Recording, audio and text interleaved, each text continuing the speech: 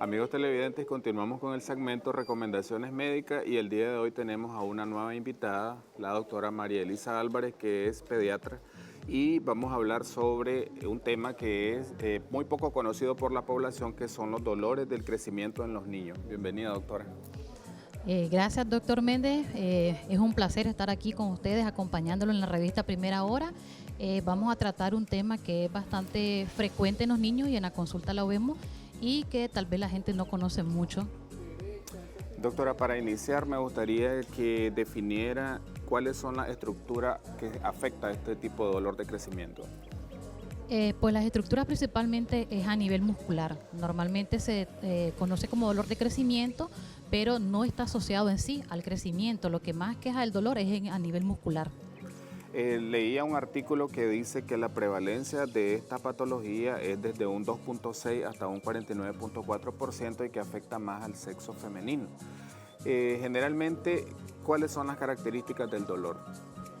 Es un dolor difuso, es un dolor que va a estar principalmente en las extremidades inferiores de los niños.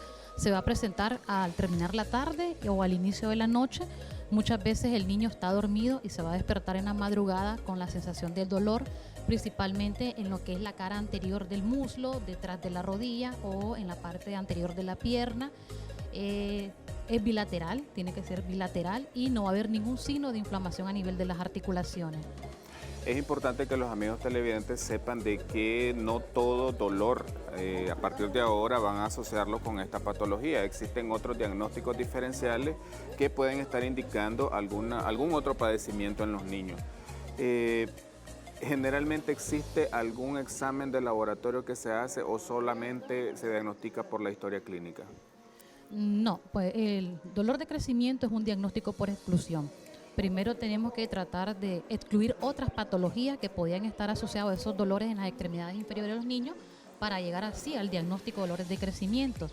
Existen varios diagnósticos como tumores, neoplasias, ya sean problemas de artritis reumatoide juvenil, que pueden estar con síntomas parecidos a los dolores de crecimiento. La única diferencia es que en muchos de ellos el dolor va a persistir en el transcurso del día y va a limitar la actividad física del niño. Y en el caso de los dolores de crecimiento, pues no, el dolor es en la noche, no hay ninguna limitación y en la mañana el niño amanece sin dolor, juega, salta y corre. Entonces, muchas veces, dependiendo de la historia clínica, es el examen que vamos a realizar, porque a veces no es necesario hacer ultrasonido, radiografía a entrada. Primero hay que historiar al paciente, hablar con el niño, si en dado caso el niño ya puede expresarse y definir cómo son las características del dolor, porque el diagnóstico en sí se puede hacer también con la parte clínica.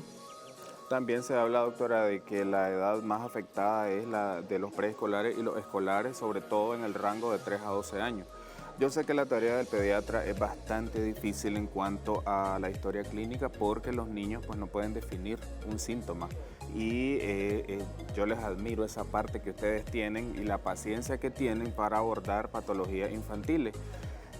En este caso también me gustaría que usted nos aclarara de que si este dolor es para toda la vida o si se cura. Bueno, los dolores de crecimiento hay como dos picos de edades. Se va a presentar de los 3 a los 5 años y posteriormente de los 8 a los 12 años y desaparece en la vida adulta, pues. Por eso se llama dolor de crecimiento y porque estaba asociada anteriormente a que se debía a esas etapas de crecimiento en los niños, pero pues ahora ya se conoce que no está totalmente relacionado a eso y desaparece, pues. En la vida adulta no lo presenta uno, en la vida adulta hay que presentar otras patologías. También es importante que la población sepa de que existen algunas actividades físicas que van a agudizar este dolor o a provocarlo. ¿Qué tipo de actividades son esas? Pues en los niños normalmente es las actividades cotidianas que hacen. Pues vamos a recordar que ellos juegan, corren, saltan, muchas veces practican deporte, pueden tener microtraumatismos a esos niveles muscular y en la noche, producto de la inflamación, aquejar el dolor. Entonces, más por las actividades cotidianas que hacen los niños a diario, que ellos son muy activos, a diferencia de nosotros los adultos. Algo también bien importante que me gustaría que le aclare a los televidentes es que si esto va a estar asociado o la frecuencia del dolor va a estar asociada al peso del niño. Pues no, no en sí, porque el dolor es más muscular, más que a nivel esquelético, pues. Pero sí, el sobrepeso en los niños sí es algo que tenemos que tener en cuenta, porque eso sí va a afectar las articulaciones de ellos y va consciente a dar dolores, pero no de este tipo de dolor de crecimiento, sino otro tipo de dolores producto del sobrepeso. ¿Cuáles son esas recomendaciones que usted le brinda a los padres de familia para que den los cuidados, los primeros cuidados en casa antes de consultar con un médico ante la sospecha de dolor de crecimiento? Bueno, el manejo es principalmente con masaje. Usualmente el niño se despierta en la noche, va a quejar mucho el malestar en las extremidades inferiores y los papás lo que hacen es venir y frotar y tratar de calentar ese lado de la extremidad. Le puede dar analgésico, acetaminofén, no hay ningún problema. Si el dolor es bastante fuerte, puede aplicar compresas de calor local en el niño o hacer ejercicio de estiramiento en las extremidades, porque usualmente la sienten más en el tobillo, en los piecitos o detrás de la pierna, pero son manejos así que normales que pueden hacer en la casa: masaje, calor local y analgésico. Aquí en la revista Primera Hora, doctora, siempre nos caracterizamos porque la población quede bien clara en un tema y existen medicamentos de venta libre que son de uso a veces indiscriminado, pero me gustaría que les explicara si el uso de algún tipo de gel, por ejemplo del diclofenac gel, que es bastante comprado por la gente, hace algún efecto en este tipo de dolores. Sí, le pueden aplicar, porque como la técnica es hacer masaje y buscar cómo relajar ese músculo, entonces sí, no hay inconveniente que ocupen diclofenac en gel, no van a causar reacciones adversas en el niño y puede mejorar el dolor. Además del acetaminofén, ¿qué otro tipo de medicamentos antiinflamatorios o analgésicos usted recomienda a la población? Ibuprofeno. Ibuprofeno, aparte que tiene un efecto antiinflamatorio, tiene un efecto analgésico también, entonces otro que pueden ocupar en la edad pediátrica. Algo bien importante también es, hablábamos del uso indiscriminado de algunos medicamentos.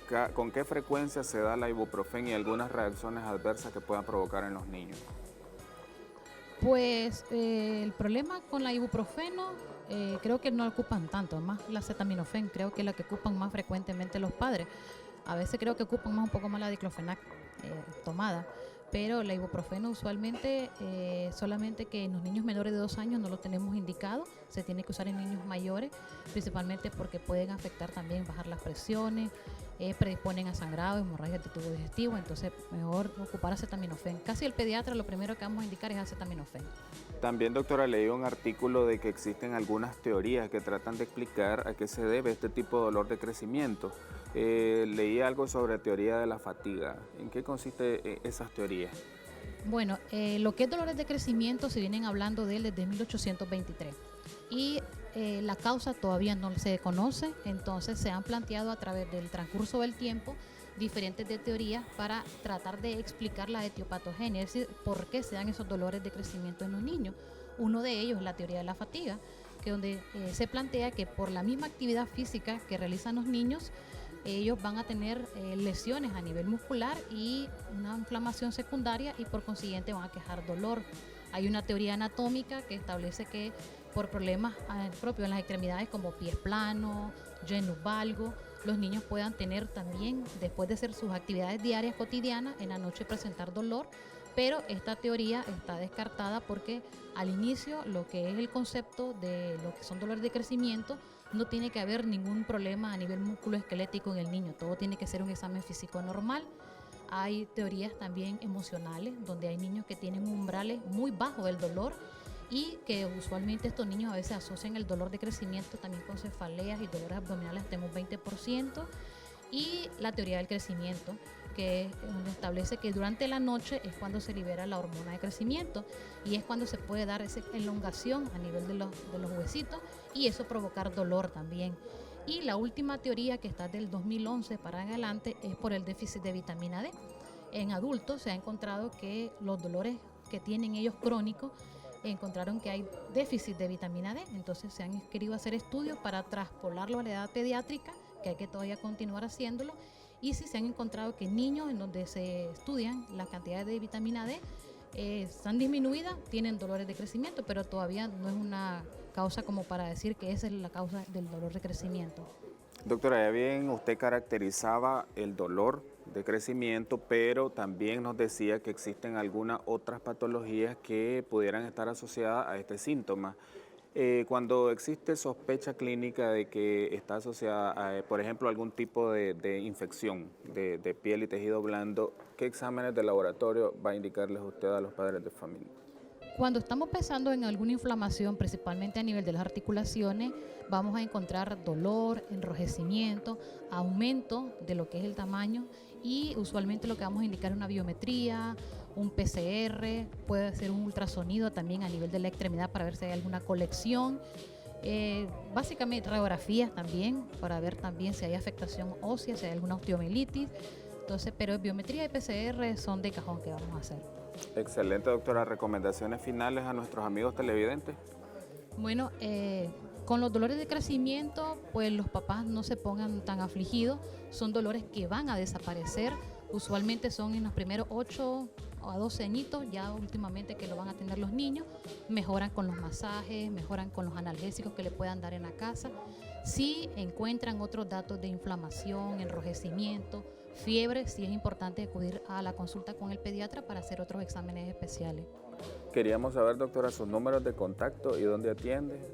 Pues nos pueden contactar al 87 86 03 63 en la clínica pediátrica Silonen y nos pueden encontrar en las redes sociales como Instagram, Tu Pediatra Virtual, y en Facebook como Consultorio Pediátrico Silonen. Muchísimas gracias, doctora, por sus excelentes recomendaciones. Esperamos tenerla en futuras ocasiones aquí en la revista Primera Hora. Y amigos televidentes, antes de despedirme, quiero enviar un saludo especial a una fiel televidente de la revista y sobre todo el segmento Recomendaciones Médicas hasta Masaya, y es la señora Rafaela del Carmen Pérez Hernández, que hoy está de manteles largos. Felicitaciones, doña Rafaela. Una vez más, doctora, muchas gracias por haber asistido y continuamos con más de su revista Primera Hora al otro lado de la